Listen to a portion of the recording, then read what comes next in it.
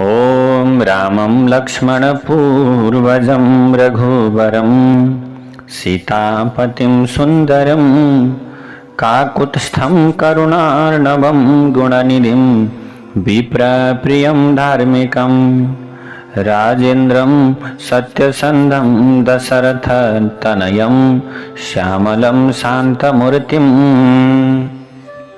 वन्दे लोकाभिरामं रघुकुलतिलकं राघवं रावणारिं श्रीराम राम रघुनन्दन राम राम श्रीराम राम भरताग्रज राम राम श्रीराम राम रणकर्कश राम राम श्रीराम राम शरणं भव राम राम।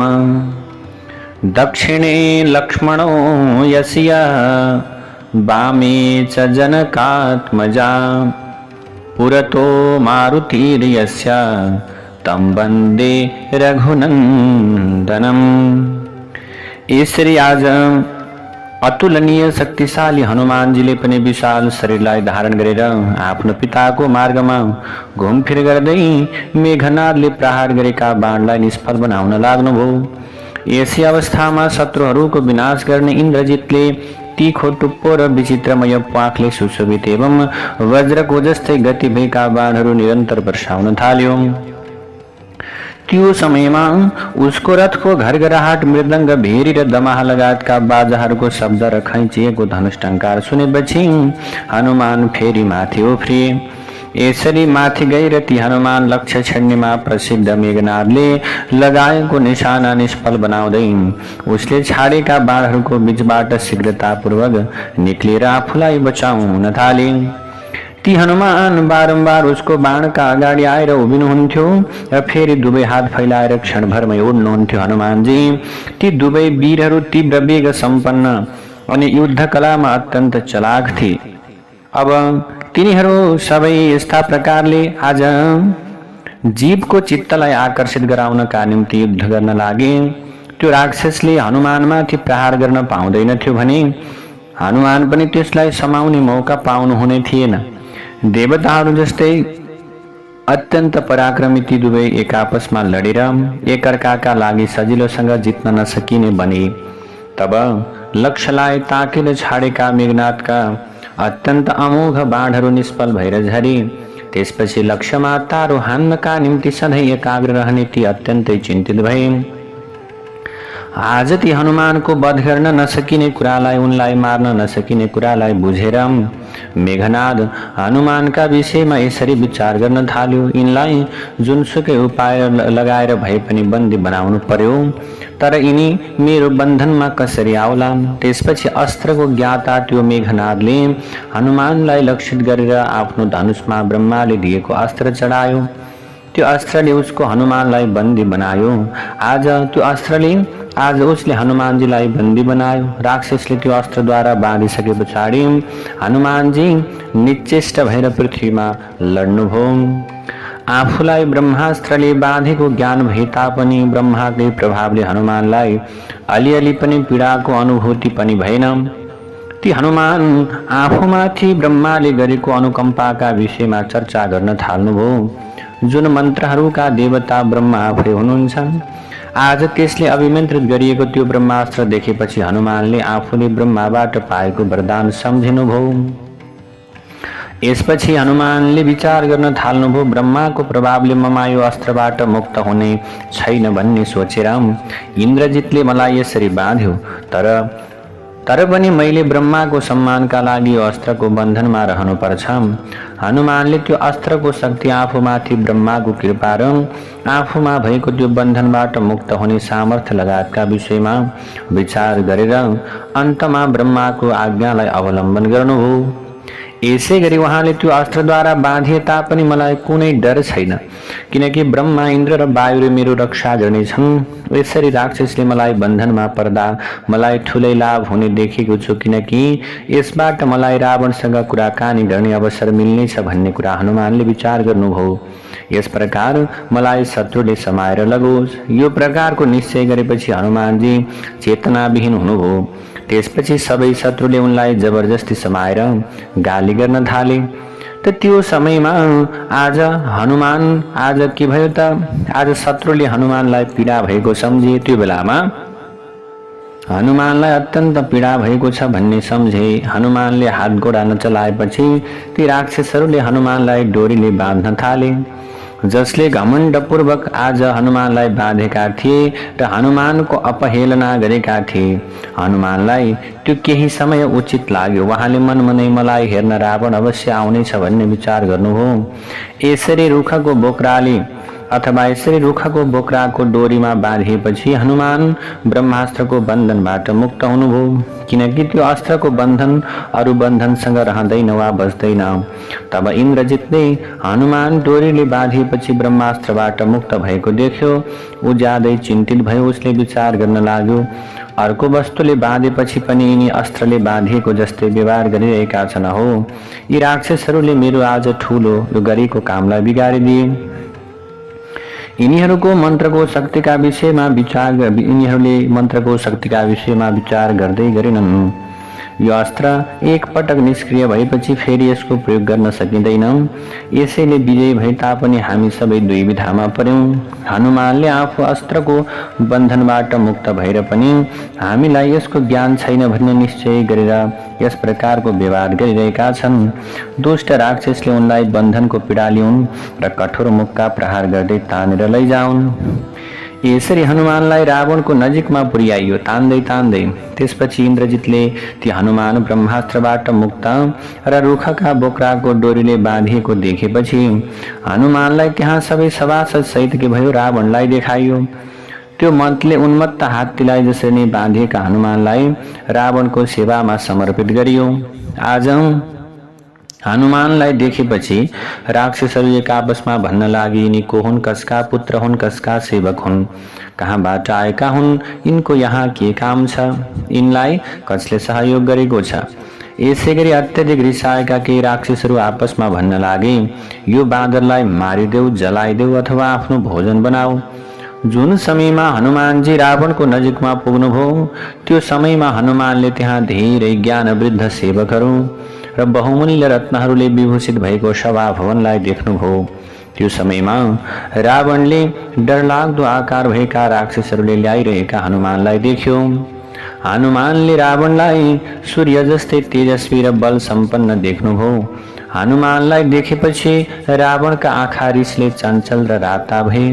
त उसले त्यहाँ बसेका कुलीन, सुशील र मुख्यमन्त्रीहरूलाई हनुमानको परिचय सोध्ने आज्ञा दियो।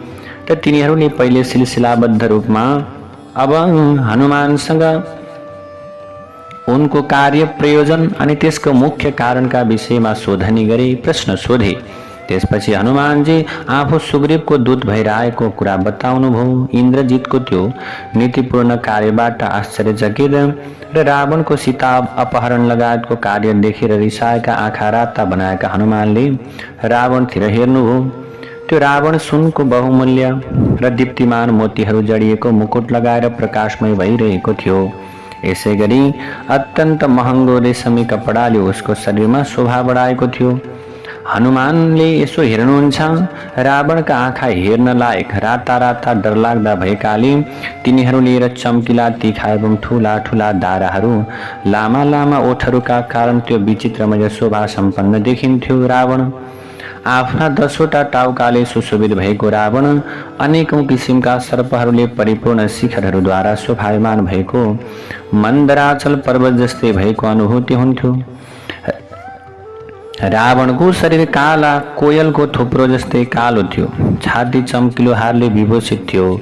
पूर्णचन्द्र चन्द्रमा जस्तै मनमोहक मुखका कारणले बिहानीको सूर्यका किरणहरू परेको बादल जस्तै शोभायमान भइरहेको थियो, जसमा बाजुबन्द बाँधिएको थियो। उत्तम चन्दनको लेप लगाइएको थियो।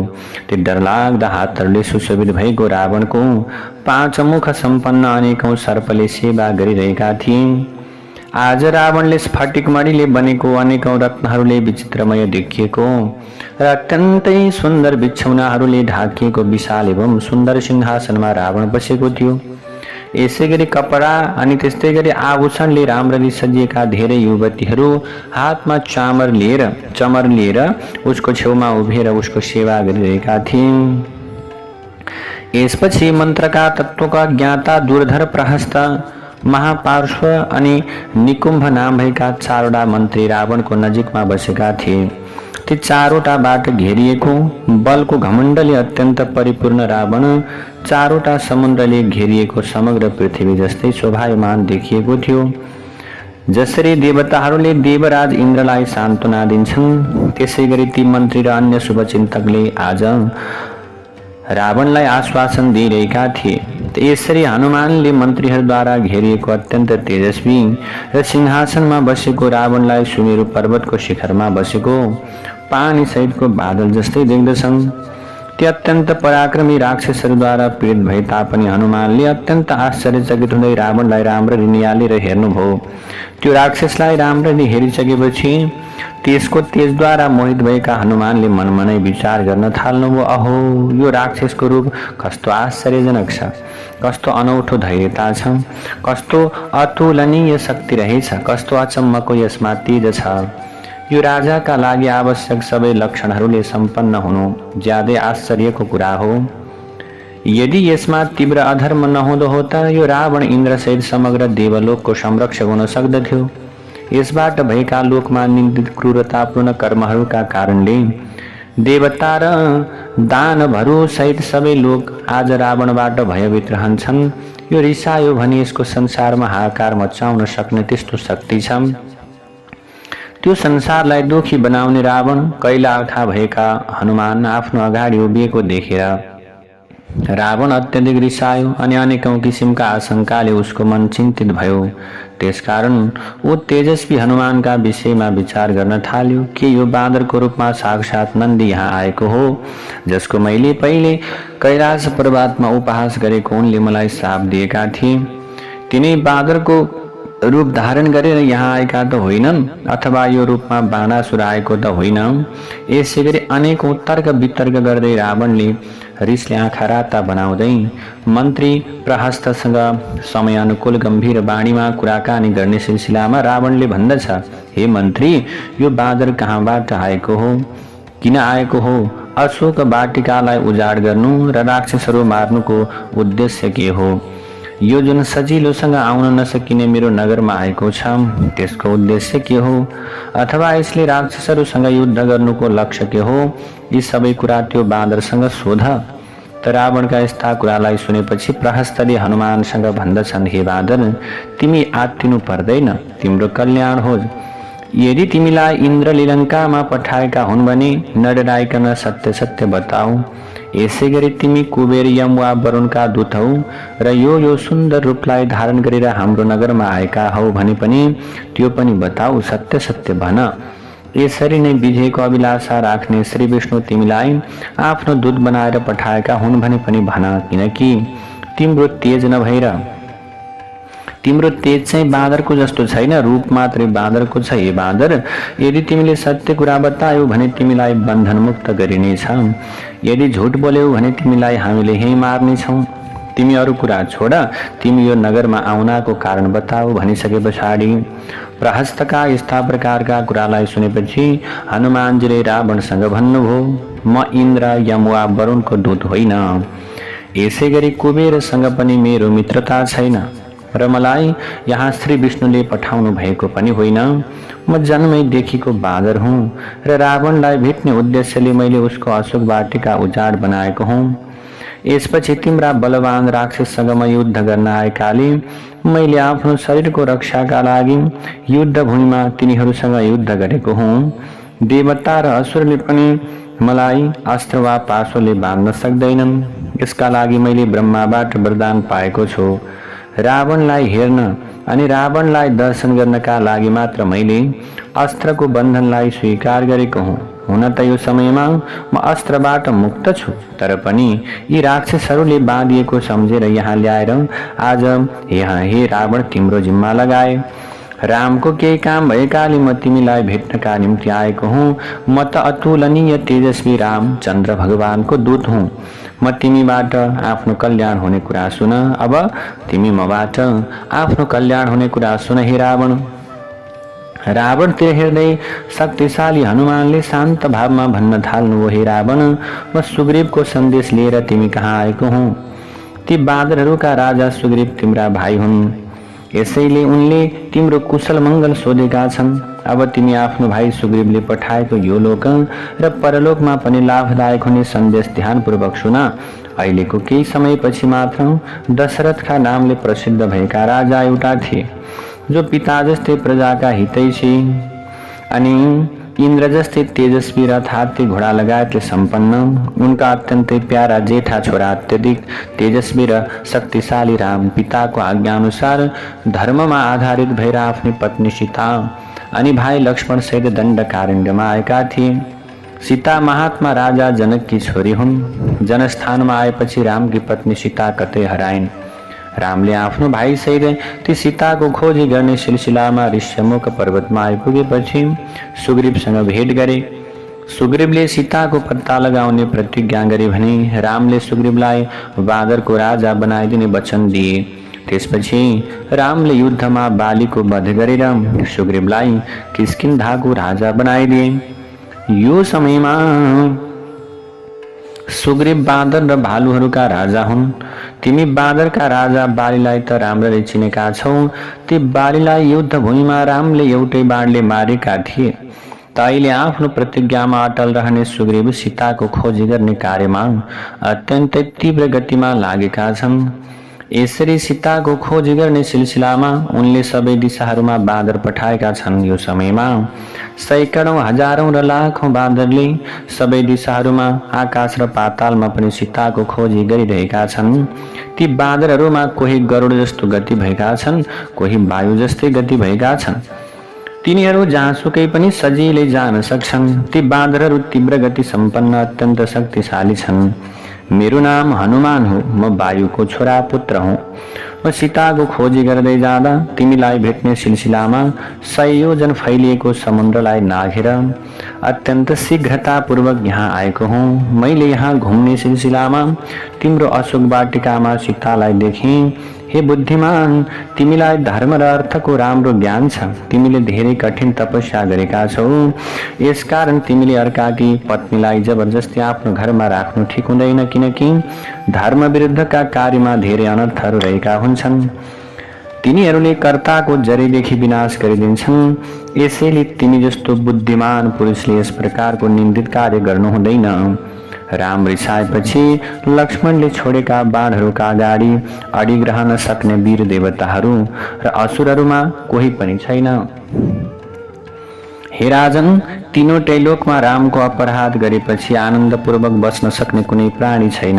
यसैले तिमीले बताएको जहिले पनि कल्याणदायक हुने कुरा स्वीकार गर्दै के गर, सीता रामलाई फर्काइदेऊ। मैले सीतालाई देखिसकेँ र जुन दुर्लभ वस्तुको खोजीमा आएको थिएँ त्यो मैले यहाँ प्राप्त गरेँ। यसपछि जुन कार्य भयो त्यसको निमित्त कारण रामचन्द्र नै हुनुहुन्छ। मैले यहाँ सीताको अवस्थालाई लक्षित गरेको हुँ। आज सीता सधैँ शोकमा डुबिरहेकी छन्। सीता तिम्रो घरमा 5 फणा भएकी नागिनी जस्तै भएर बसेकी छन्, जसलाई तिमीले चिन्न सकिरहेका छैनौ रावण। यसरी अत्यधिक विष मिसिएको अन्न खाएर कसैले त्यसलाई जबरजस्ती पचाउन सक्दैन, जसरी धेरै विष भएको खाना खाएर पचाउन सक्दैनन्, त्यसै गरी देवताहरू र असुरहरूले पनि सीतालाई आफ्नो शक्तिले पचाउन सक्दैनन्। तिमीले तपस्याको कष्टका आधार जुन धर्मरूपी ऐश्वर्य पाएका छौ अनि शरीर र प्राण लामो समयसम्म धारण गर्ने शक्ति पाएका छौ, त्यसको विनाश गर्न ठिक हुँदैन रावण। तिमीले जुन तपस्याबाट पाएको वरदान स्वरूप देवता र असुरहरूबाट आफ्नो वध हुन नसक्ने देखिरहेका छौ, त्यसको मुख्य कारण तपस्या जनित धर्म नै हो। हे रावण, सुग्रीव र श्रीराम देवता यक्ष राक्षसहरू मध्ये कोही पनि होइनन्।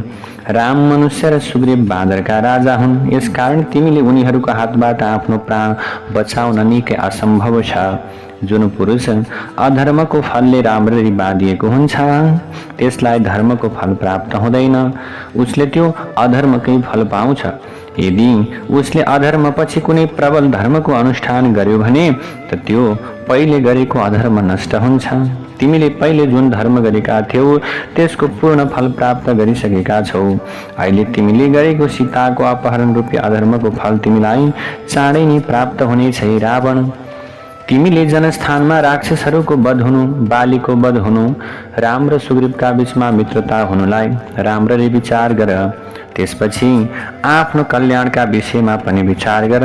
हुन त म एक्लैले हात्ती घोडा र रथसहित समग्र लङ्काको विनाश गर्न सक्छु, तर पनि रामले मलाई यो कार्य गर्ने आज्ञा दिनुभएको छैन। रामले बाँदर तथा भालुहरूका अगाडि सीताको अपहेलना गर्नेलाई आफैले मार्ने प्रतिज्ञा गर्नुभएको छ। रामको काम बिगारेपछि इन्द्र पनि आनन्दसँग बस्न सक्दैनन् भने तिमी जस्तो साधारण व्यक्तिको त कुरै नगरौँ रावण, जसलाई तिमीले सीताका नामले चिनेका छौ र जो यो समयमा तिम्रो अशोक वाटिकामा रहेकी छन्, उनलाई समग्र लङ्काको विनाश गर्ने काल रात्रि भनेर सम्झ। सीताको रूपलाई धारण गरेर तिम्रो नजिकमा कालको पासो आइपुगेको छ, त्यसमा आफैले घाँटी राख्नु उचित हुँदैन हेर। यसकारण आफ्नो कल्याणको चिन्ता गर, किनकि बारदली र सबै सडक सहित यो लङ्का सीताको तेज रामको रिसरूपी अग्निद्वारा जलेर भस्म हुन लागिरहेको छ। तिमीले आफ्ना मित्रहरू, मन्त्रीहरू, बन्धु बान्धवहरू, भाइहरू, छोराहरू, सूर्यदयहरू, कुटुम्बहरू, स्त्रीहरू, सुखभोगका साधन तथा समग्र लङ्कालाई कालको मुखमा नपुर्याऊ। म रामचन्द्रको सेवक र दूतसहित विशेष रूपमा बाँदर हुँ। मेरो यथार्थ कुरा ध्यानपूर्वक सुन। यशस्वी राममा समग्र प्राणी सहित सबै लोकको संहार गरेर फेरि तिनीहरूको नयाँ किसिमले रचना गर्ने शक्ति रहेको छ। राम भगवान श्री विष्णु जस्तै पराक्रमी हुनुहुन्छ। यसैले देवता, असुर, मनुष्य अनि यक्ष, राक्षस, सर्प, विद्याधर, नाग, गन्धर्व, मृग, सिद्ध, किन्नर, पक्षी र अन्य समग्रमा प्राणीमा रामभन्दा अलग भएर जीवित रहने सामर्थ्य छैन। यसैले समग्र लोकका अधिपति रामको यो प्रकारको अपराध गरेर तिमी जीवित रहन ज्यादै कठिन छ। हे राक्षस, राम तीनवटै लोकका स्वामी हुनुहुन्छ। उहाँसँग युद्धमा देवता, दैत्य, गन्धर्व, विद्याधर, नाग, यक्ष पनि टिक्न सक्दैनन्। यसै गरी चारवटा मुख भएका ब्रह्माजी, तीनवटा आँखा भएका रुद्रजी, देवराज इन्द्रले पनि युद्ध भूमिमा रामको सामना गर्न सक्दैनन्। हनुमानका यस्ता प्रकारका युक्ति कुरा अथवा युक्ति सम्पन्न कुरा रावणलाई अप्रिय लाग्यो।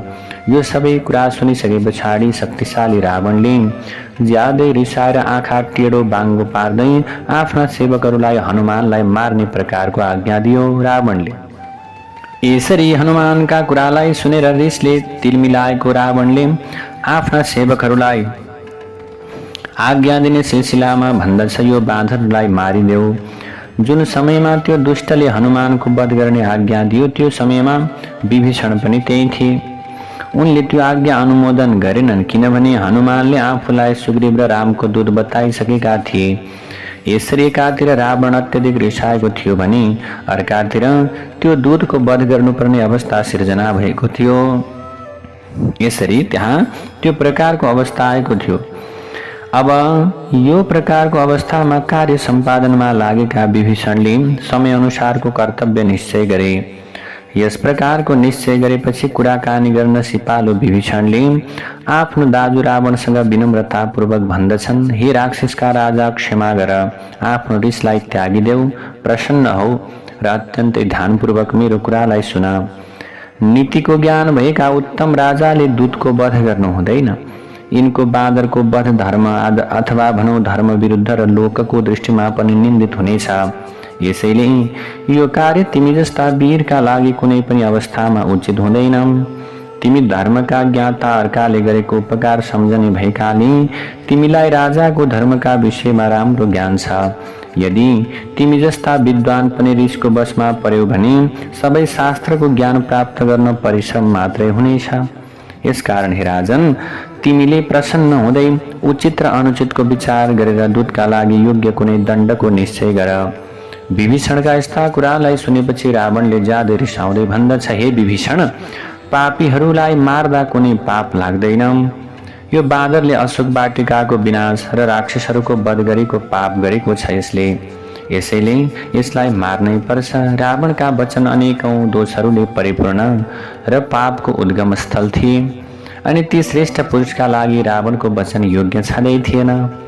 रावणका यस्ता कुरालाई सुनेपछि बुद्धिमान विभीषणले भन्दछन्, हे राजन, हे दाजु, प्रसन्न हुँदै मैले बताएको धर्म र तत्व सम्पन्न वचन ध्यानपूर्वक सुना। सत्पुरुषहरूका अनुसार कहीँ र कुनै पनि अवस्थामा दूतको वध गर्न उचित हुँदैन। यो त धेरै ठुलो, अत्यन्त ठुलो शत्रु भएकाले कुनै दुविधा छैन, किनकि यसले अतुलनीय अपराध गरेको छ। तर पनि यसको वध गर्न नहुने र दूतलाई दिने अनेकौं दण्ड छन्। हे विभीषण, जसमा अब आज यो विभीषणले भन्नुहुन्छ, जसमा कुनै अङ्ग विकृत बनाइदिने, कोर्रा पिट्ने, टाउको मोडिदिने, शरीरमा कुनै दाग लगाइदिने अर्थात् दण्ड दूतका लागि उचित बताइएको छ। मैले अहिलेसम्म दूतलाई दण्ड दिने सिलसिलामा उसलाई मार्ने गरेको कुरा सुनेको छैन। तिम्रो बुद्धि धर्म र अर्थको शिक्षाले परिपूर्ण छ रावण। तिमीले सबै कुरामा विचार गरेर आफ्नो कर्तव्यको निश्चय गर्दछौ। तिमी जस्तो नीतिको ज्ञाताले रिसको वशमा पर्न उचित हुँदैन, किनकि शक्तिशाली पुरुष रिसाउँदैनन्। हे वीर, धर्मको व्याख्या गर्ने, लोकाचारको पालन गर्ने र शास्त्रीय सिद्धान्त बुझ्नेमा तिमी बराबर अन्य कोही छैन। तिमी सबै देवता र असुरहरूमा श्रेष्ठ छौ। जुन पराक्रम अनि उत्साहले परिपूर्ण भएका देवता र असुर छन्, तिनीहरूले पनि तिमीलाई पराजित गर्न सक्दैनन्। यसैले तिमी अतुलनीय शक्तिशाली छौ, शक्ति सम्पन्न छौ। तिमीले अनेकौं युद्धमा देवताहरू र राजाहरूलाई पराजित गरिसकेका छौ। देवताहरू र दैत्यहरूसँग पनि शत्रुतापूर्ण व्यवहार गर्ने तिमी आजभन्दा अगाडि कहिले पनि पराजित भएका छैनौ। जसले शिर उठायो त्यसले तत्कालै प्राण गुमायो। मैले यो बाँदरको वध गर्दा कुनै लाभ हुने देखिरहेको छैन। यसलाई जसले पठाएका हुन् उनीलाई मृत्युदण्ड दिन ठिक छ। बरु यो जस्तो सुकै भए तापनि यसलाई शत्रुले पठाएको हो, त्यसैले यसले उनीहरूको स्वार्थको कुरा गरिरहेको छ। किनकि दूत त सधैँ अर्काको अधीनमा रहने भएकाले यसलाई मार्नु ठिक हुँदैन। राजन, यसलाई मारे पछाडि मैले अर्को कुनै यस्तो प्राणी देखेको छैन जुन यो महासागर पार गरेर शत्रुको नजिकबाट फेरि यहाँ आउन सक्छ, जसले गर्दा तिमीलाई शत्रुको गतिविधिको ज्ञान हुन सक्दैन। यसकारण हे महाराज, अब तिमीले यो दूतको वध गर्ने प्रयासमा लाग्नु हुँदैन, किनकि तिमी त इन्द्र लगायतका देवतामाथि पनि आक्रमण गर्नका निम्ति योग्य छौ। हे राजन, यिनलाई मारेपछि ती दुवै राजकुमारलाई युद्धका लागि तयार गर्ने अन्य कोही पनि छैन। हे वीर, तिमीलाई देवताहरू र दानवहरूले पनि पराजित गर्न सक्दैनन्। यसकारण पराक्रम र उत्साहले परिपूर्ण हृदय भएका यी राक्षसहरूको मनमा जुन युद्ध गर्ने हौसला बढेको छ, त्यसलाई तिमीले नष्ट हुन दिनु हुँदैन। यसैले मेरो मान्यतामा शत्रुलाई आफ्नो प्रभावमा राख्नका लागि केही कर्मठ सेनालाई यहाँबाट पठाउनु ठिक हुन्छ। आफ्नो भाइ विभीषणका यस्ता प्रकारका उत्तम र प्रिय कुरा सुनेपछि समग्र जगतको शत्रु रावणले केही समय विचार गरेपछि त्यो कुरालाई स्वीकार गर्यो र यसरी आफ्ना लागि उपयुक्त कुरा सुनेपछि रावणले भन्दछ, हे विभीषण, तिमीले भनेको ठिकै हो। यथार्थमा दूतलाई मार्नु, यी दूतहरू जो शत्रुका छन् तिनीहरूलाई मार्नु त निन्दनीय कुरा नै हो। तर मृत्यु बाहेक अन्य कुनै दण्ड भने अवश्य दिनुपर्छ।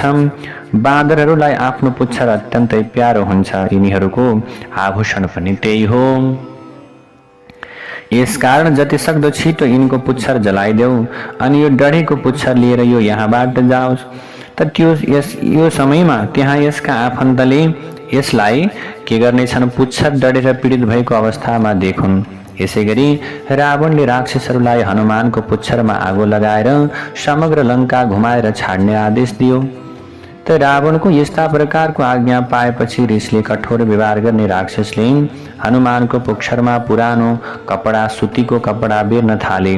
तब जब हनुमानको पुच्छरमा कपडा बेर्न थालियो, त्यो समयमा हनुमानको शरीर सुकेको वनमा लागेको आगो जस्तै गरेर बढेर ज्यादै भयानक भयो। राक्षसहरूले कपडा बेरिसकेपछि उसको आज हनुमानको पुच्छरमा तेल छर्किएर आगो लगाइदिए। त्यसपछि अब हनुमान अत्यधिक रिसाउनु हो। उहाँको मुख बिहानीको घामको जस्तै रातो कान्ति सम्पन्न भयो। हनुमानले आफ्नो बलिरहेको पुच्छरले राक्षसहरूलाई पिट्न थाल्नुभयो। हनुमानले यसरी पिट्न थालेपछि ती दुष्ट राक्षसहरूले आज हनुमानलाई बलियोसँग बाँधे। त्यो देखेर त्यहाँ भएका सबै स्त्री बालक र वृद्ध सहितका राक्षसहरू ज्यादै ज्यादै प्रसन्न भए। यसपछि बाजिएका हनुमानले मनमा नै विचार गर्नुभयो, म बन्धनमा परेको भए तापनि यी राक्षसहरूले मलाई केही गर्न सक्दैनन्। मैले यो बन्धन चुडाएर माथितिर उफ्रिएर फेरि यिनीहरूको वध गर्न सक्छु। म आफ्नो स्वामी रामको कल्याणका लागि घुमिरहेको भए तापनि यदि यी दुष्ट राक्षसले राजाको आज्ञा अनुसार मलाई बाँधेको भए पनि मैले जे गरिसकेको छु त्यसको बदला पूर्ण हुन सक्दैन। म युद्धभूमिमा एक्लै नै यी सबै प्रकारका राक्षसहरूलाई मार्न सक्षम छु, तर पनि यो समयमा रामको प्रसन्नताका लागि मैले यो बन्धन सहन ठिक हुन्छ। मैले यसो गर्दा समग्र लङ्कामा घुमेर यसको निरीक्षण गर्ने अवसर पाउने छु, किनकि रात्रिको समयमा घुम्दा मैले किल्ला रचनाको विधिमा ध्यान दिएर यसलाई राम्ररी हेरेको छैन। यसकारण बिहान भएपछि मैले लङ्का हेर्नै पर्नेछ। यसैले यी राक्षसहरूले मलाई बारम्बार बाँधेर मेरो पुच्छरमा आगो लगाए पनि मेरो मनलाई त्यसले अलिकति पनि पीडित बनाउन सक्ने छैन। त्यसपछि त्यो दुष्ट राक्षस आफ्नो अलौकिक आकार लुकाएर राख्ने सत्वगुण सम्पन्न हनुमानलाई समाएर खुसी हुँदै हिँड्न थाले। दुष्ट राक्षसहरू हनुमानलाई डोराएर हिँड्न थाले। अनेकौं किसिमका बाजा बजाउँदै हनुमानलाई अपराधी घोषणा गर्दै लङ्कामा सबैतिर घुमाउन थाले। हनुमानजी आनन्दपूर्वक अगाडि बढ्न थाल्नुभयो। राक्षसहरू हनुमानको पछाडि पछाडि हिँडिरहेका थिए। हनुमानले राक्षसहरूको त्यो विशाल लङ्कामा घुमेर राम्ररी निरीक्षण गर्नुभयो। यो समय उहाँले त्यहाँ धेरै विचित्रमय विमान देख्नुभयो। त्यहाँको पर्खालले घेरिएको असीमित भूभाग, अलग अलग बनेका सुन्दर बारदली र अत्यन्त घरहरूले घेरिएका सडकहरू, चार दोबाटोहरू, ठुला गल्लीहरू, साना गल्लीहरू, घरहरूको बीचको भागलाई राम्ररी हनुमानजीले निरीक्षण गर्नुभयो। ती राक्षसले आज हनुमानलाई लङ्काको जतासुकै घुमाउँदै जाजुस गरे भनेर उसको परिचय दिन थाले। यसै गरी अलग अलग ठाउँमा पुच्छर जलिरहेका हनुमानलाई हेर्नका लागि त्यहाँका वृद्धहरू, बालकहरू, स्त्रीहरू उत्साहपूर्वक बाटोमा निस्कन थाले। जुन समयमा हनुमानको पुच्छर आगोले जलिरहेको थियो त्यो समयमा डरलाग्दा आँखा भएका राक्षसीहरूले सीताको नजिकमा गएर उनलाई यो अप्रिय समाचार सुनाउने सिलसिलामा भन्दछन्, हे सीता, जुन रातो मुख भएको बाँदरले तिमीसँग कुराकानी गरेको थियो त्यसको पुच्छरमा आगो लगाएर त्यसलाई समग्र लङ्का घुमाइँदैछ। यो प्रकारले आफ्नो अपहरण भन्दा पनि दुःखदायक कुरा सुनेपछि सीताजी अत्यन्तै शोकाकुल हुनुभयो र मनमा नै अग्निको उपासना गर्न थाल्नुभयो। यसरी सीताले हनुमानको कल्याणका लागि अग्निको उपासना गर्दै भन्नुभयो, हे अग्निदेवता, यदि मैले पतिको सेवा गरेकी रहेछु र यदि ममा पनि केही तपस्या र पतिव्रता धर्मको बल छ भने तिमी हनुमानका लागि शीतल बन। हे अग्नि, यदि श्रीरामका मप्रति पनि भगवान श्रीराममा मप्रति थोरै पनि दया छ भने अथवा मेरो सौभाग्य सकिएको छैन भने तिमी हनुमानका लागि शीतल बनिदेऊ। यदि रामले मलाई सदाचार सम्पन्न र आफूलाई भेट्न उत्साहित सम्झनुहुन्छ भने तिमी हनुमानका लागि शीतल बनिदेऊ। अग्निदेवता, यदि सुग्रीव यो दुःखको सागरबाट मेरो उद्धार गर्ने अभिलाषा राख्छन् भने आज तिमी हनुमानका लागि शीतल बनिदेऊ। सीताको यस्तो प्रार्थना सुनेपछि सीता माताले यसरी प्रार्थना गरेपछि अग्नि हनुमानको मङ्गलको सूचना दिँदै शान्त भए।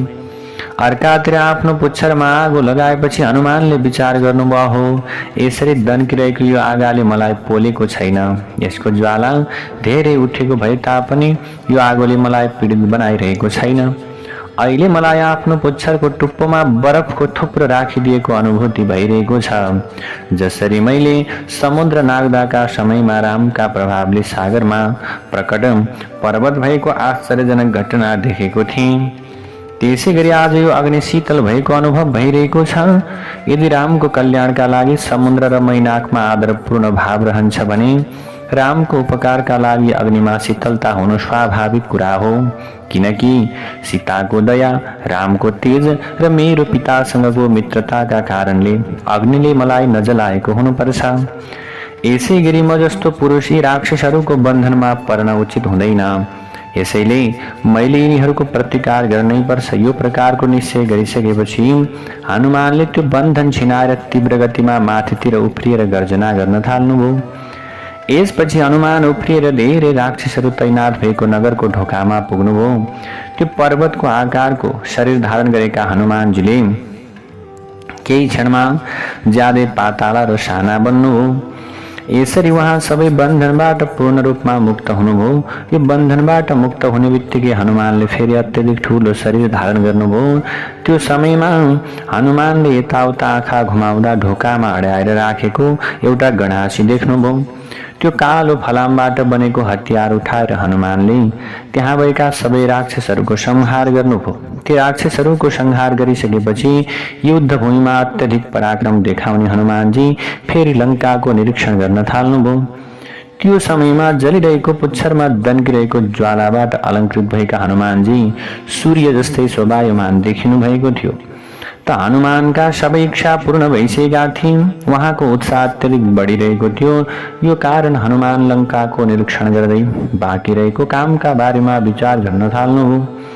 अब यो लङ्कामा राक्षसहरूलाई अत्यधिक पीडित बनाउने मेरो कुन कार्य बाँकी होला र? किनकि मैले त अशोक वाटिका पहिले उजाड अत्यधिक आज बनाइदिइसकेँ, उजाड बनाइदिइसकेँ। ठुला ठुला राक्षसहरूलाई पनि मारिदिएँ। रावणका सेनाको पनि एक अंश कमसेकम संहार गरे। अब किल्ला भत्काउन बाँकी छ। यो किल्ला भत्काएपछि मैले समुद्र नागेको उद्देश्य परिपूर्ण हुनेछ। मैले सीतालाई खोज्नका लागि जुन परिश्रम गरेँ त्यो थोरै प्रयासमा सिद्ध हुने लङ्का भस्म गराउने कार्यद्वारा सफल हुनेछ।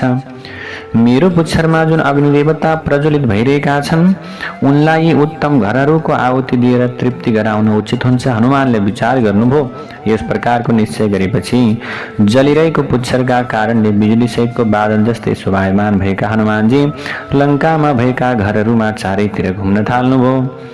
ती हनुमान राक्षसहरूको एउटा घरबाट अर्को घरमा पुगेर बगैँचा राजभवनहरूमा आनन्दपूर्वक घुमफिर गर्न थाल्नुभयो। यसरी घुमफिर गर्ने सिलसिलामा वायुको जस्तै तीव्र गति भएका हनुमान उफ्रिएर प्रहस्तको महलमा पुगेर त्यसमा आगो लगाएपछि अर्को घरतिर उफ्रिनुभयो। त्यो महापार्श्वको भवन थियो। हनुमानले त्यसमा पनि आगो लगाइदिनुभयो। त्यसपछि ती हनुमानजी सिलसिलाबद्ध रूपमा वज्रद्रष्ट शुक र सारणको घरमा पुगेर तिनीहरूमा आगो लगाइदिनुभयो अनि अघि बढ्नुभयो। यसपछि हनुमानले मेघनाथको घर जलाइदिनुभयो भने जम्बुमाली र सोमालीको घरमा पनि भस्म बनाइदिनुभयो। यसै गरी रश्मिकेतु, सूर्यशत्रु, ह्रस्वकर्ण अनि द्रम्ष्ट नाम गरेको राक्षस रोशम अनि रणमत्त मत्त ध्वजग्रीव विद्युत जिह्वा हस्तिमुख कराल विशाल शोणिताक्ष कुम्भकर्ण मकराक्ष नरान्तक कुम्भ निकुम्भ यज्ञ शत्रु त्यस्तै गरेर ब्रह्मशत्रु लगायतका राक्षसहरूको घरमा हनुमानजीले आगो लगाइदिनु भयो। त्यो समयमा हनुमानले विभीषणको घर बाहेक अन्य सबै घर भस्म बनाइदिनु भयो। यसरी सबै घर जलाउने सिलसिलामा अन्तमा हनुमानले रावणको महलमा पुग्नुभयो। त्यो लङ्कामा भएका सबै महलहरूमा श्रेष्ठ अनेकौं किसिमका रत्नहरू विभूषित सुमेरु पर्वत जस्तै अग्लो र विभिन्न किसिमका माङ्गलिक चिन्हहरूले सुशोभित भएको त्यो भवन थियो। आफ्नो पुच्छरको टुप्पोमा बसेका अग्निलाई त्यो महलमा छाडेपछि हनुमानजी प्रलयकालीन बादलको जस्तै गर्जना गर्न थाल्नुभयो। वायुले त्यो आगोलाई सबैतिर तीव्र गतिमा फैलाउन थाले, जसको प्रभावले गर्दा सुनका झ्यालहरूले सुशोभित मोती र मणिहरूद्वारा बनेका अग्ला महलहरू फुटेर लड्न थाले, ध्वस्त भए। ती लडेका भवन पुण्य सकिएपछि आकाशबाट खस्ने सिद्धहरूका घर जस्तै देखिन्थे। यो समयमा राक्षसहरू आफ्नो घर बचाउनका लागि यताउता दौडिन थाले। तिनीहरू धेरै उदास भएर चित्कार गरिरहेका थिए, अत्यन्त क्रन्दन गरिरहेका थिए। ती राक्षसहरूले चित्कार गर्दै भनेका थिए, अहो यो बाँदरका रूपमा साक्षात अग्नि आएका रहेछन्। यसै गरी कतिपय स्त्रीहरू काखमा बच्चा च्यापेर रुँदै भुइँमा लडे। केही राक्षसहरू समग्र शरीर आगोले पोलेकाले बादलीबाट तल झर्न थाले। यसरी लड्दाका अवस्थामा तिनीहरू आकाशमा भएको बादलबाट खसेको बिजुली जस्तै देखिन्थे। त्यसरी आगो लगाएपछि हनुमानले ती घरहरूबाट मुगा, नीलम, मोती, सुन, चाँदी लगायतका अनेकौं धातुहरू पग्लेर बगिरहेको देख्नुभयो। जसरी आगो सुकेको काठ र घाँस डढाएर कहिले अगाउँदैन, त्यसै गरी हनुमानजी राक्षसहरूको वध गरेर अलिकति पनि सन्तुष्ट हुन सकिरहनु भएको थिएन र उहाँले मारेका राक्षसहरूलाई काखमा राखे तापनि पृथ्वी पनि तृप्त हुन सकिरहेकी थिएनन्। जसरी भगवान शिवले प्राचीन कालमा त्रिपुर भस्म बनाउनु भएको थियो, त्यसै गरी हनुमानजीले लङ्का जलाइदिनु भयो। यसपछि लङ्कामा भएको पर्वतको शिखरमा आगो लाग्यो। त्यहाँ अग्निको अत्यधिक पराक्रम प्रकट भयो।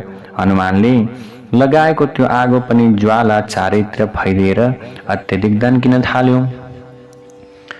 यसै गरी वायुको सहयोगमा त्यो आगोले प्रलयकालीन अग्निको रूप धारण गर्यो। त्यसमा अग्लो ज्वालाले स्वर्गलोकलाई छोएको अनुभूति हुन्थ्यो। लङ्कामा लागेको आगोमा धुवाँ थिएन। राक्षसहरूको शरीर रूपी घिउको आहुति पाएकाले त्यो आगोको ज्वाला धेरै धेरै बढिरहेको थियो।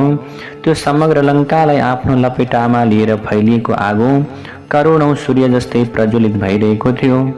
त्यहाँका घरहरू फुटेका आवाजले बिजुलीको गडगडाहटलाई ओझेलमा पारेको थियो। त्यस्तो आवाज सुनिन्थ्यो। त्यो विशाल अग्नि ब्रह्माण्ड नष्ट गर्न तम्सिएको जस्तो देखिन्थ्यो। त्यो अग्निको ज्वाला पृथ्वीबाट आकाशसम्म फैलिएको अनुभूति हुन्थ्यो। त्यसको ज्वाला अत्यधिक रातो थियो। आकाशमा फैलिएको धुवाँ नीलकमल जस्तै देखिएको थियो। यसरी प्राणीको समुदाय, घर तथा रुखसहित समग्र लङ्का अचानक भस्म हुन थालेको देखेपछि सबै राक्षसहरूले एकै ठाउँमा भेला भएर एक आपसमा भन्न थाले, यी देवताका राजा इन्द्र अथवा साक्षात वरुण त होइनन्, वायु, रुद्र, अग्नि, सूर्य, कुबेर अथवा चन्द्रमा मध्ये कुनै त होइनन्। यो बाँदर नभएर साक्षात काल हो कि समग्र जगतमा पितामह ब्रह्माको अत्यधिक रिस नै बाँदरको रूपलाई धारण गरेर राक्षसहरूको संहार गर्नका निम्ति आएको त होइन। यसरी शङ्का उपशङ्का गर्न थाले। अथवा भगवान श्री विष्णुको चिन्तन गर्न नसकिने, नदेखिने र अतुलनीय महान तेज आफ्नो मायाको प्रभावले बाँदरको शरीर धारण गरेर राक्षसको विनाशका लागि आएको त होइन, यस्तो सोच्न थाले। यसरी घोडा, हात्ती, रथ, पशु, पक्षी, रुख अनेकौं राक्षसहरूसहित लङ्का अचानक भस्म भयो। त्यहाँका बासिन्दाहरू रुन थाले, कराउन थाले। तिनीहरू आफन्त सबैलाई सम्बोधन गर्दै रोइरहेका थिए। हनुमानजीले लङ्का ब्रह्माको रिसले नष्ट भएको पृथ्वी जस्तै देख्नुभयो। त्यहाँका सबै राक्षस अत्यधिक डराएका, शोकाकुल भइरहेका थिए। यसरी लङ्का भस्म भएको देखेपछि हनुमानजी शान्त हुनुभयो। यसपछि उहाँले भगवान रामचन्द्रलाई सम्झना गर्नुभयो। त्यसपछि सबै देवताले हनुमानको प्रार्थना गरी बिन्ती गरे। हनुमानको यो कार्यबाट देवता, मुनि, गन्धर्व, विद्याधर, नाग तथा सबै प्राणीहरू ज्यादै प्रसन्न भए। यसरी समग्र लङ्कालाई पीडित बनाइसके पछाडि यसरी हनुमानले समुद्रमा गएर आफ्नो पुच्छर आगोमा निभाउनु भयो। त्यसपछि के गर्नुभयो? समुद्रमा जानुभयो, पुच्छरलाई जलमा चोबेर निभाउनु भयो।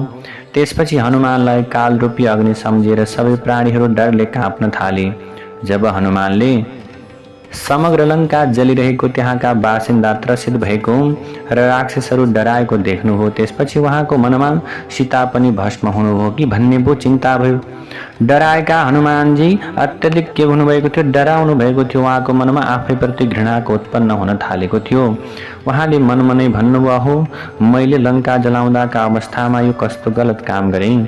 जसरी साधारण मनुष्यले बलेको आगोलाई पानीले निभाउँछन्, त्यसै गरी महात्माले आफूमा उत्पन्न भएको रिसलाई आफ्नो बुद्धिले नियन्त्रण गर्छन्। ती मात्र संसारमा धन्य हुन्छन्। रिसाएको अवस्थामा जुन पुरुषले जति पनि पाप गर्दछ भने अत्यधिक रिसाएको मनुष्यले गुरुहरूको पनि हत्या गर्न सक्छ। त्यति रिसाउँछ व्यक्ति। रिसा मनुष्यले सज्जन पुरुषलाई पनि आक्षेप लगाउँछन्। यसै गरी धेरै रिसाएको मनुष्यले बोल्न नहुने कुरा, गर्न नहुने काममा विचार पुर्याउन सक्दैनन्। जसरी सर्पले आफ्नो पुरानो काँचुलीलाई परित्याग गर्छ, त्यसै गरी आफूमा उत्पन्न भएको रिसलाई क्षमाद्वारा हटाउन सक्नेलाई पुरुष भनिन्छ। मेरो बुद्धि खोटो छ, म लाजविहीन र ज्यादै पापी रहेछु भनेर हनुमानले विचार गर्नुभयो। मैले सीताको सुरक्षाका विषयमा कुनै पनि विचार नगरी लङ्कामा आगो लगाइदिएर आफ्नै स्वामीको हत्या गरेकाले मलाई धिक्कार छ, हनुमानले यस्तो सोच्नुभयो। यदि यो समग्र लङ्का जले भने सीता पनि अवश्य त्यसमा भस्म हुनुभयो होला। मैले यसो गरेर आफ्नो स्वामीको काम बिगारेँ। मैले जुन कार्यका लागि यो सबै प्रयास गरेको थिएँ मैले सबै बिगारेँ, किनकि लङ्का जलाउँदाका समयमा मैले सीताको सुरक्षा गर्न सकिनँ। मैले लङ्का भस्म गराउने कार्य सम्पन्न गरेकोमा कुनै दुईविधा छैन, तर रिसलाई नियन्त्रण गर्न नसकेकाले मैले रामको काम कतै बिगारे कि। लङ्काको सबै भागमा आगो लागेको देखिन्छ। यो समग्र लङ्का मैले नै आगो लगाएको हो, यसकारण सीता पनि जलेर नष्ट भएकीमा कुनै दुईविधा छैन। यदि आफ्नो विपरीत बुद्धिका कारणले मैले सबै काम बिगारेको हुनाले मैले आफ्नो प्राण त्याग्न ठिक हुन्छ भन्ने विचार हनुमानले गर्नुभयो। यसका लागि अब म बलिरहेको आगोमा पशु कि समुद्रमा भएका जलजन्तुको भोजन बनु कि नदीमा हाम फालौं कि समुद्रमा डुबौं कि अग्निमा हाम फालौं, किनकि मैले यी सबै काम बिगारेर मनुष्यमा सर्वोत्कृष्ट राम लक्ष्मण र सुग्रीवको अगाडि जान असमर्थ छु। मैले यहाँ बाँदरको चञ्चलता मात्र देखाएँ। यो राजसभामा कार्य गर्न असमर्थ अव्यवस्थित भएकाले यसलाई के छ, धिक्कार छ। किनकि रजोगुण मूलक रिसकै कारण आज सक्षम भएर पनि मैले सीताको आज सुरक्षा गर्न सकिनँ। सीता नष्ट भएपछि राम र लक्ष्मण पनि नष्ट हुनुहुनेछ। ती दुवै नष्ट भएपछि सुग्रीव पनि जीवित रहन सक्नुहुने छैन। यसैगरी यो समाचार सुनेपछि दाजुमा ज्यादै प्रेम भाव राख्ने भरतले पनि आफ्नो प्राणलाई परित्याग गर्नुहुनेछ। यसरी एकाग्रतापूर्वक धर्ममा लागिरहेका इच्छाको वंश नष्ट भएपछि सबै प्रजा शोकाकुल हुनेमा कुनै दुईविधा छैन। यसैले सीताको सुरक्षा नगरेका कारणले मैले धर्म र अर्थको संग्रह नष्ट गरिदिएकाले म ज्यादै अभागी हुँ। मेरो हृदय रिसको वशमा परेको छ, यसकारण म तीनवटै लोकको विनाशक बने। यो प्रकारको चिन्तामा डुबेका हनुमानले अनेकौं प्रकारका शुभ संकेत देख्नुभयो, जसले असल फल दिने कुरा पहिले पनि आज प्रत्यक्ष रूपमा अनुभव गरिसक्नु भएको थियो हनुमानले। यसकारण फेरि उहाँले विचार गर्न थाल्नुभयो, सीता आफ्नै तेजले सुरक्षित भएकी हुन सक्नुहुन्छ। आगोले आगोलाई नजलाउने भएकाले सीता कहिल्यै विनाश हुन सक्नुहुन्न। सीतामा अतुलनीय तेज छ। सीता अतुलनीय तेजस्वी रामकी पत्नी हुनुहुन्छ। उहाँ आफ्नो पतिव्रता धर्मको प्रभावले अवश्य सुरक्षित हुनुहुन्छ होला, यसैले उहाँलाई आगोले छुन सक्दैन। फेरि हनुमानले विचार गर्नुभयो, त रामको प्रभाव र सीताको पुण्य बलले गर्दा यो आगोले मलाई नजलाएको हुनुपर्छ। यो अवस्थामा सीता नष्ट नहुन पनि सम्भव छ अथवा सीता नष्ट हुन असम्भव छ। यो विनाशक अग्नि सबैतिर फैलिन्छ, यसले सबैलाई जलाउन सक्छ, तर जसको प्रभावले मेरो जलाउन सकिन शरीर ती सीतालाई जलाउन असम्भव छ। त्यो समयमा हनुमानले आश्चर्यचकित हुँदै फेरि त्यो घटना सम्झिनुभयो। जुन समुद्रमा उहाँले मैनाक पर्वत देख्नु भएको थियो त उहाँले विचार गर्न थाल्नुभयो, तपस्या सत्यवचन र पतिव्रता धर्मका प्रभावले सीताले अग्निलाई भस्म गराउन सक्नुहुन्छ। यो प्रकार विचार गरिरहेका हनुमानले त्यहाँ चारणहरूले आगो लगाएर आश्चर्यजनक र कठिन कार्य गर्यो भन्ने प्रकारको कुरालाई आज श्रवण गर्नुभयो। आफ्नो घरबाट भागेका राक्षसहरू, स्त्रीहरू, बालकहरू र वृद्धहरूले भरिएको समग्र लङ्का कोकोहलोले परिपूर्ण भएर चिच्चाइरहेको अनुभूति हुन्थ्यो। पर्वतका गुफाहरू, पर्खालहरू, बारदलीहरू, नगरका ढोकाहरू सहित समग्र लङ्का भस्म भइरहेको थियो। तर सीतालाई केही नहुनका लागि आश्चर्यको कुरा हो। जब हनुमानले चारणहरूले भनेको कुरालाई सुन्नुभयो त्यसपछि उहाँको मन आनन्दित भयो। यसरी सीता जीवित भएको निश्चय गरिसके पछाडि हनुमानले फेरि एकपटक सीताको दर्शन गर्ने र अनि फर्किने विचार गर्नुभयो।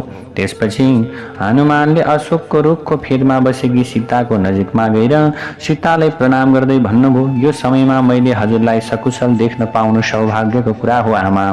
सीता आफ्नो पतिको स्नेहमा डुब्नु भएको थियो। त हनुमान फर्किन लागेको देखेर सीताले भन्नुभयो, हनुमान तिमीलाई उचित लाग्छ भने अरू एक दिन यहाँको कुनै गोप्य ठाउँमा बस, आज विश्राम गरेर भोलि जाऊ। हनुमान तिमी नजिकमा रहँदा मेरो शोक केही समयका लागि कम हुन्छ। तिमी गएपछि तिमी फर्किएर आउँदासम्म मेरो प्राण रहने वा नरहने यो कुरा केही थाहा नै छैन। हे वीर, मैले धेरै दुःख पाइरहेकी छु। म मानसिक शोकले ज्यादै कमजोर पनि आज भइसकेकी छु। त्यसैले अब तिमीलाई नदेख्दा मेरो मन अझ धेरै चिन्तित हुनेछ हे हनुमान।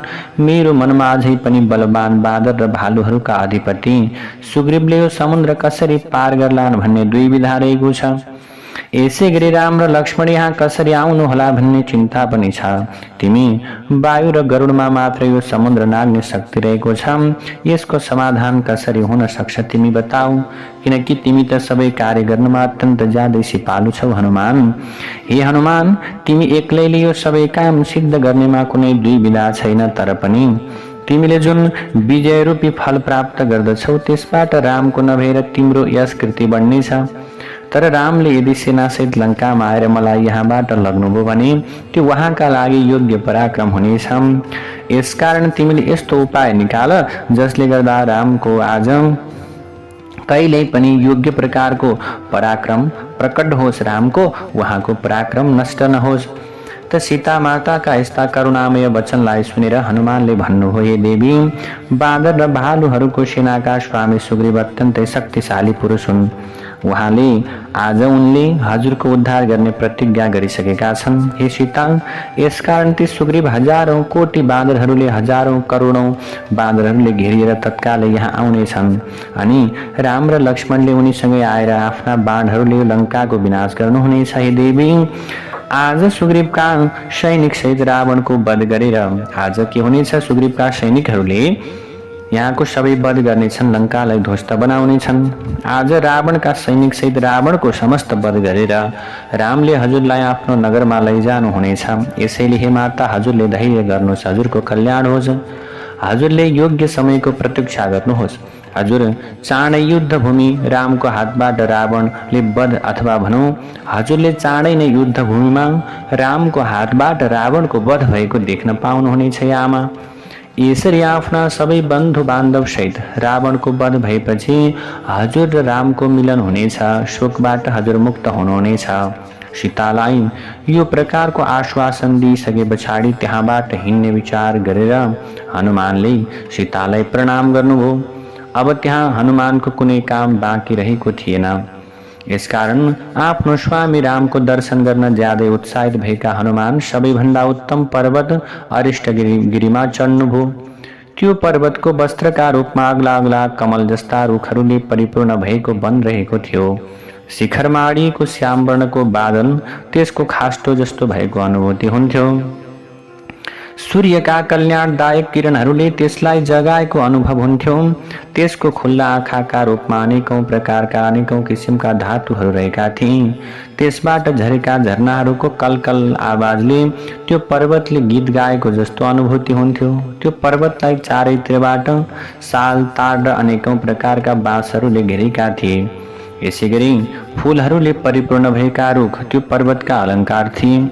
त्यहाँ अनेकौं किसिमका पशुले बसोबास गरेका थिए। यसरी नै अनेकौं धातुहरू पग्लिएकाले त्यो ज्यादै शोभायमान देखिएको थियो। त्यो पर्वतमा महर्षि, यक्ष, गन्धर्व, किन्नर तथा नागहरूको निवास थियो।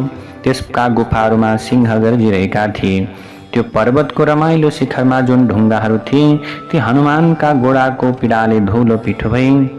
त्यो पर्वतमा चढेपछि हनुमानले समुद्रको दक्षिणबाट उत्तर किनारतिर जाने इच्छाले आफ्नो शरीर अत्यधिक बढाउनु भयो। जसरी वायु आकाशमा तीव्र गतिमा बहन्छन् त्यसै गरी हनुमानजी उफ्रिएर दक्षिणबाट उत्तरतिर लाग्नुभयो। हनुमानका गोडाको भारले त्यो पर्वतबाट ठूलो आवाज आयो र त्यो हल्लिरहेका शिखरहरू, भाँचिएका रुखहरू तथा अनेकौं प्राणीहरू सहित तत्कालै पृथ्वीमा भाँचियो।